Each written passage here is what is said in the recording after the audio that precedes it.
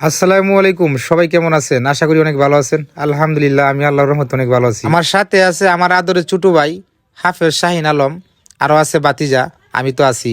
তো আজকে আমি কই যাইতেছি আপনাদের কাছে সম্পূর্ণ কথাগুলো শেয়ার করব ইনশাআল্লাহ। তো বিসমিল্লাহর নাম লিয়া উইটা গেলাম একটা উটু গাড়িতে। তো আমি এখন যে রাস্তা যাইতেছি এই রাস্তাটা হলো আমাদের বাড়ির সামনে বড় হাওরের একটা চিত্র মার্গাকান্দা। তো খুব সুন্দর একটা ভিউ, অসাধারণ, না দেখলে বুঝতেই পারলাম না। তার জন্য আমি ভিডিওটা করে নিতেছি। কিছু সামনে আসার পরে দেখতেছিলাম আমার কিছু কৃষক ভাইয়েরা মিষ্টি কুমড়া তুলতেছে। তো দৃশ্যটা দেখে অনেক ভালো লাগলো।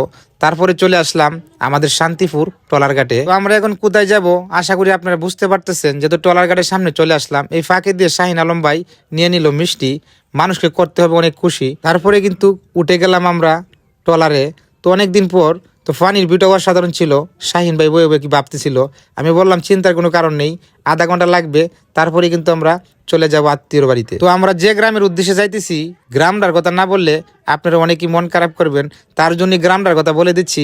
আমি কিন্তু এখন চলে আসলাম ধর্মার গুদারাঘাট, যাইতেছি কিন্তু গন্ডুপুর। তো এই জায়গায় এসে দেখতেছি এই জায়গাও কিন্তু গাড়ি আছে। তো এই দৃশ্যটা দিকে আরো বেশি ভালো লাগতেছে। তারপরে কি করলাম, উইটা গেলাম আরেকটা উটু গাড়িতে।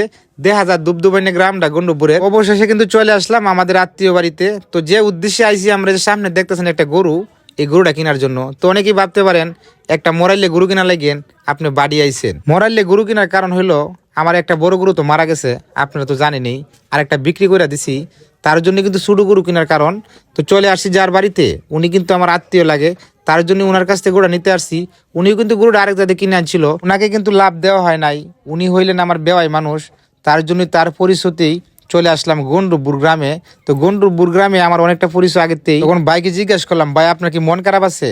উনি বলতেছে না, আপনি হলেন আমার একজন কাছের মানুষ, আপনি হালবেন জিনিসটে, আমার এতে বিন্দু পরিমাণ মন খারাপ নাই। দোয়া করি আপনার জন্য, যাতে গরুটা হাইলে আপনি সফল হইতে পারেন। তো ভাইয়ের বাড়িতে কিন্তু আমরা খাওয়া দাওয়া করছি, যা রিজুকে আসছিল। এখন কিন্তু আমরা চলে যাইতেছি ভাইয়ের কাছে টাকা দিয়ে আমাদের বাড়ির উদ্দেশ্যে। গরু কিন্তু আজকে আমি নেই নাই, গরু নিব আগামীকালকে। অনেকেই বলতে পারেন গরু কিনছেন আজকে, আজকে গরুটা নিবেন না কেন? তার কারণ হলো এই জায়গাতে গরু নেওয়ার কোনো ব্যবস্থা নাই। ভাইয়া বলতেছে আগামীকালকে একটা গাড়ি করে গরুটা তুলে দিবে। তারপরে একটা দৃশ্য দেখতে পাইলাম ধর্মা গুদারাঘাটে, কি সুন্দর করে গরু হাতরায় হাতরায়া বসুরার মাসে নিতেছে। ওটা দেখে আমার কাছে ভাবতেছিলাম হয়তো আমার গরুটা নিল আজকে, এভাবে নিতে হইতো। তার জন্য না নেওয়াটাই অনেক ভালো হইতেছে। তো আজকের ভিডিওটা আমার এই পর্যন্তই। সকল প্রবাসী ভাইদের জন্য দোয়া রইল। আর আপনারা সকলেই ভালো থাকবেন, সুস্থ থাকবেন। আসসালামু আলাইকুম।